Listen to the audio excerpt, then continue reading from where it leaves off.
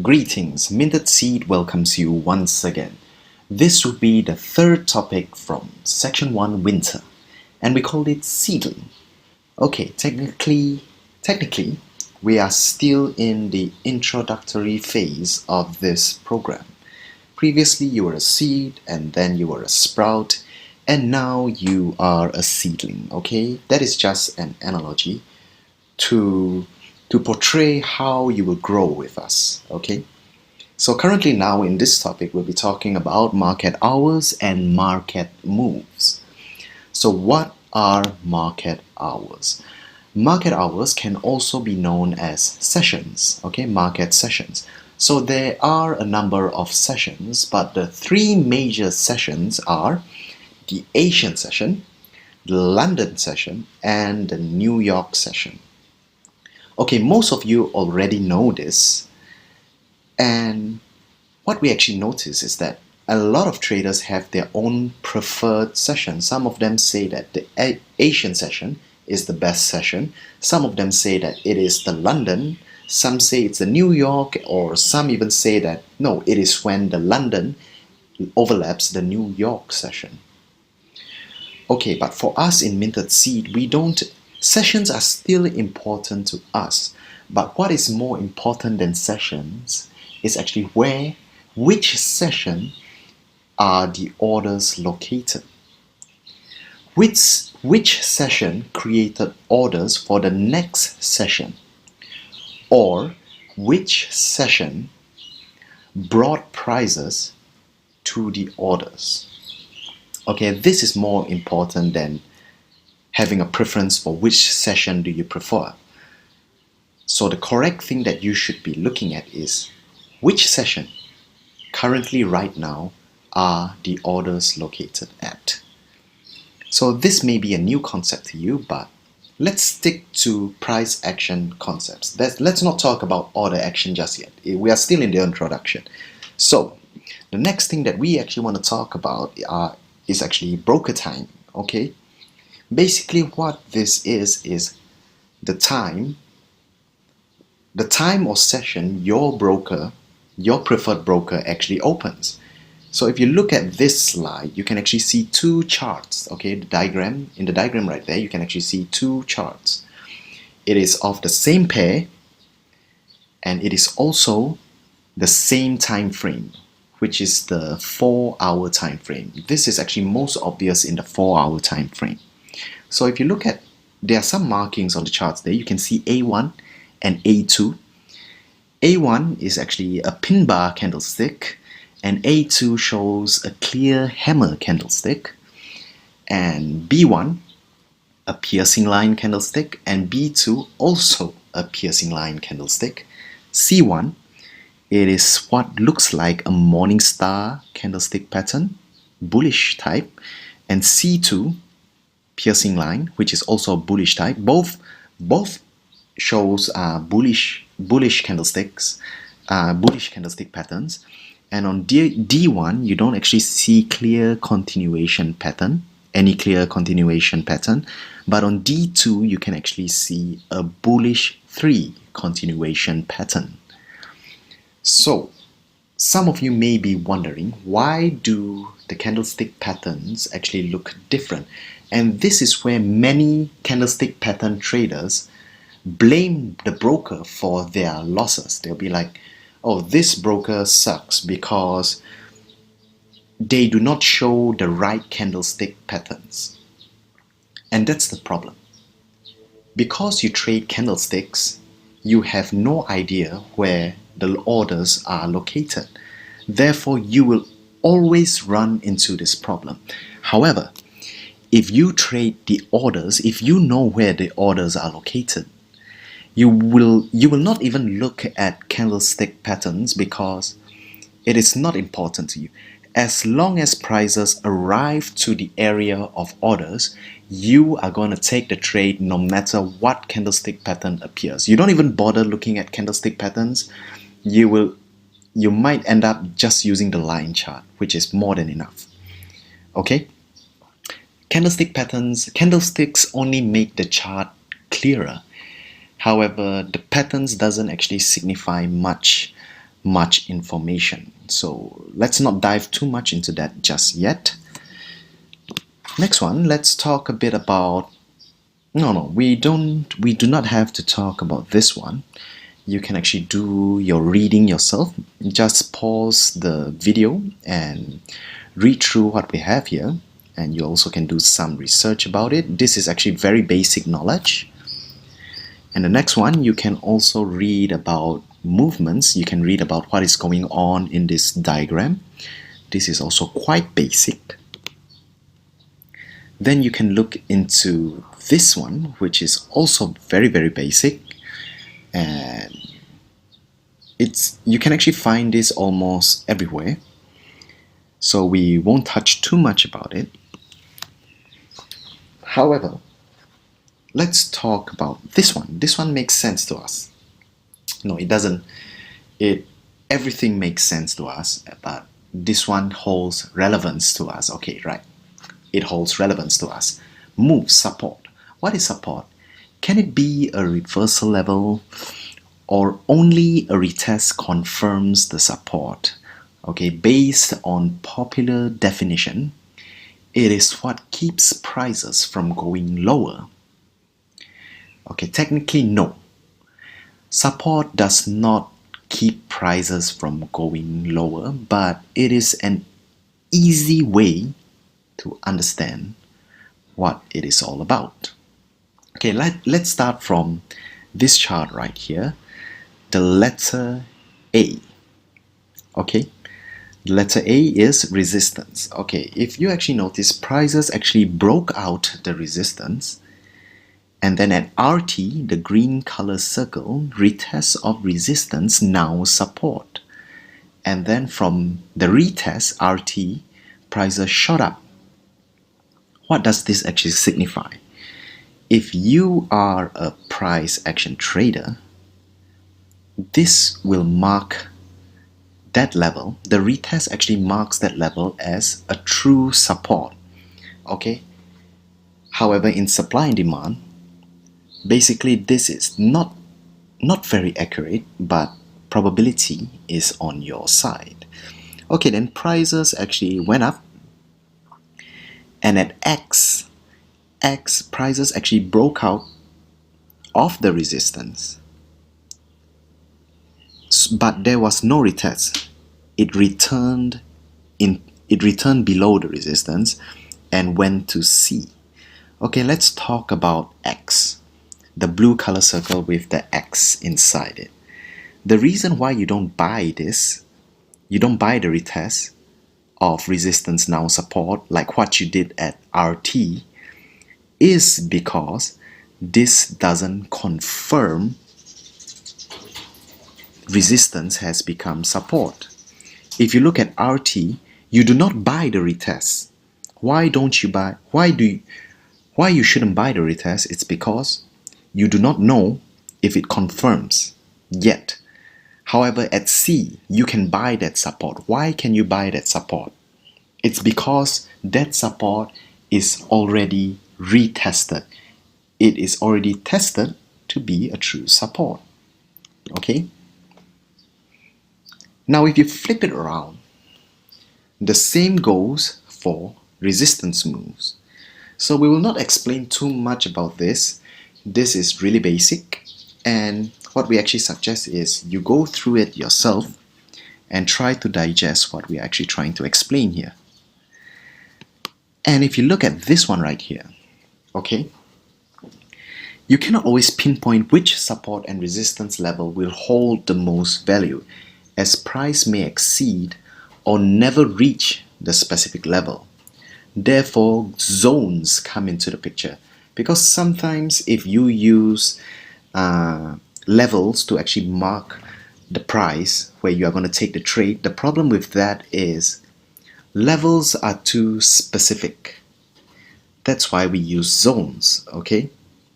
So what holds more value, levels or zones? That's a big question. Here we will be using the charts to help you identify and understand how to draw these items and understand which one actually has more value. Or is it just the same? Okay, now let's look into it. Over here you can actually see a supply zone. Look at the diagram above. You can see a supply zone. Then you can see the support zone and the demand zone. Okay, and below there you can actually see supply zone, resistance zone, and demand zone. So what we're actually trying to signify over here is that yes, support and resistance, it does play a strong role in trading. However, prices is actually moved by supply and demand. Prices only moves around in search of supply and demand. It is not because support and resistance is holding it in place.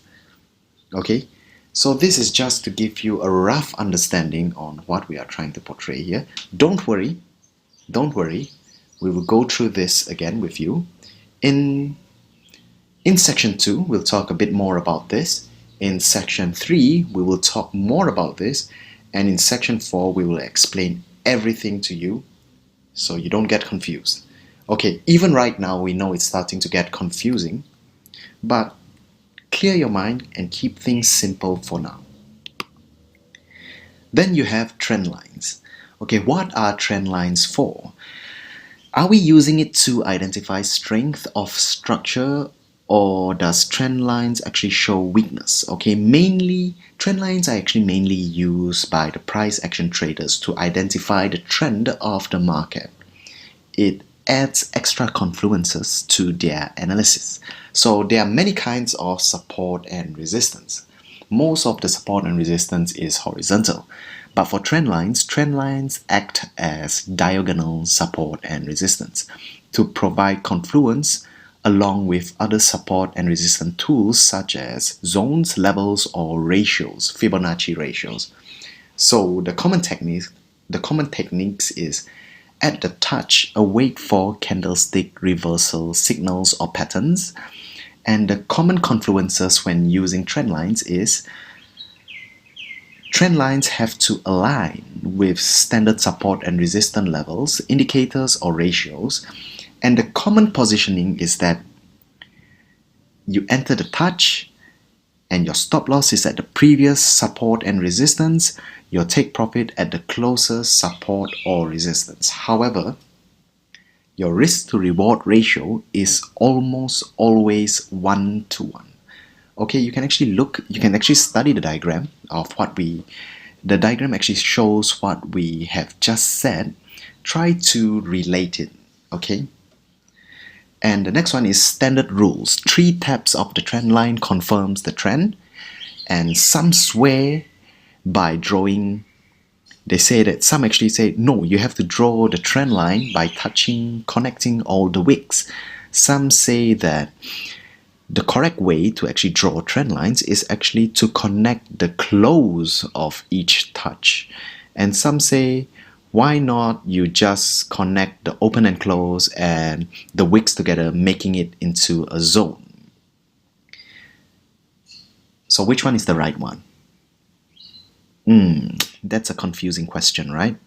This is why Mintedseeds says it is all imaginary. Okay? And this is what textbooks will actually show you. Okay, you can actually see R. R stands for resistance and S stands for support. And you can actually see the trend line, the diagonal line, which is the resistance trend line and the support trend line. So textbook trends, support and resistance is generally described as containment levels. Containment levels means that it is what holds prices in place, in which prices are held from going too high or too low. This is actually not very credible, which is expected because it's conceptual price action. Although this is the norm and the common belief, we don't actually acknowledge it. We are just introducing it so you get the basics. So now look at this. As basic as this may be, traders always fail to identify and they start trading against the trend. although we say the trend does not exist, we have to admit that as a trader, following a certain direction can actually help you greatly in your chances of probability. Okay, but you see, it's a chance, and if you are depending on chances, you are a gambler. Okay, now let's actually look a bit into this. So you can actually see how prices move along with all those moving averages. Then you have a range. From the range, you have an uptrend. And what actually defines the uptrend is higher highs and higher lows. The same thing actually happens for a downtrend. What actually identifies a downtrend is lower highs and lower lows. The trend is your friend. Are you sure about that? And then you always hear stuff like buy low, sell high. Buy support, sell resistance. What if I told you that buying support is actually buying high and selling the resistance is actually selling low? That sounds confusing, right? Well, let us explain it right over here. You see, the truth is, trends don't even exist. Instead of calling it trends, we should call it cycles, or more correctly, fractals. So, if trends do exist, how would a trend look like? Okay, in this example, we are going to use the downtrend as an example, but the same thing actually happens for an uptrend. It's just the flip, alright? So, for a downtrend happens when supply exceeds buying. And for uptrends, it is when demand exceeds selling. Okay, first of all, we want to emphasize one more time that we do not believe that trends actually exist. So, if you look at the first diagram, the smaller diagram towards the left, this is actually known as a two-way trap for sell accumulation. And if it is for buying accumulation, it would be a vertical flip. Okay, so you can actually see that there are some things marked there: high, lower low, and lower low. So I'm pretty sure a lot of you will be thinking right now, this is a head and shoulders pattern. Okay, no, I'm not drawing a head and shoulders pattern. I'm drawing a two-way trap for sell accumulation. This is one out of the 16 order modules which we will be presenting in section 4. Okay, but the 16 order modules are only for the best students. The rest will just be receiving 8 out of 16. Okay, so let's get started from here. So before you jump into conclusion, we want to emphasize one more time that this is not a head and shoulders pattern. Just for illustration purposes, that is why it looks like one. Okay? So, over here, if you look carefully, 0, you see the circle right down there at the mini uptrend. Okay? A mini uptrend, 0 is the origin of the move. The origin of previous swings does not even matter. And also, reversal patterns or reversal signals don't even matter too. Because if you see point A and C, point A and C is what determines a trend. It is what determines whether prices are going down. Okay, so currently, most of the traders will look at this as an uptrend. Why would they look at it as an uptrend? Because if you see from the bottom, mini uptrend right there, it bounces up, then it goes to 0, which is the origin, then it makes a swing high, and a higher low, and a higher high, and it makes a high at A. Okay, so at A actually determines the highest point. So Currently, right now, most price action traders will assume that this is an uptrend. However, if we actually look at the two-way trap for sell accumulation, this is actually an order module set up to trap traders in order to collect orders to make a sell. So now let's get into it. What actually happens right now? From A to B and B to C, that is where the trap actually completes, and we will only be explaining this in section 4. But let's talk about C. C is most likely a 61.8 retracement of A to B. Okay? C is where you should go short and sell. But most of the time, price action traders will sell at D, the breakout, because they assume that that is a neckline. However, this pattern is not as simple as a head and shoulders pattern. Okay, so let's get going. Not at D. Okay, as much as we hate to believe Fibonacci works, it works exactly in this manner. This is one of the only ways to catch the 61.8 retracement. Okay, now let's look at that trend line. This is the downtrend. The resistance line that connects A to C. Okay, C can be the second trend line touch, maybe it could be the third or fourth, but you only enter at C when this module appears. Okay, it is not because of some mere price action head and shoulders pattern. There is a very thorough explanation behind it. This is the reason trend lines will align. Okay, by understanding how this two-way trap actually why this two-way trap actually appears, you will truly understand why trend lines can align. Okay, so this is how a downtrend actually looks like. It is because of this two-way trap can actually define a downtrend. Therefore, when you see this, you know that this is a downtrend. And if you see this is also a downtrend, because that same module lies within the chart diagram right now. Okay, there is actually a lot more to it, but we'll just stop right now here. So this is just to spark your interest and understanding to what actually happens in the market and what we're going to introduce later on throughout these series that we're actually providing to you. Okay, I think that is all for this topic. I'll see you in the next one. Thank you.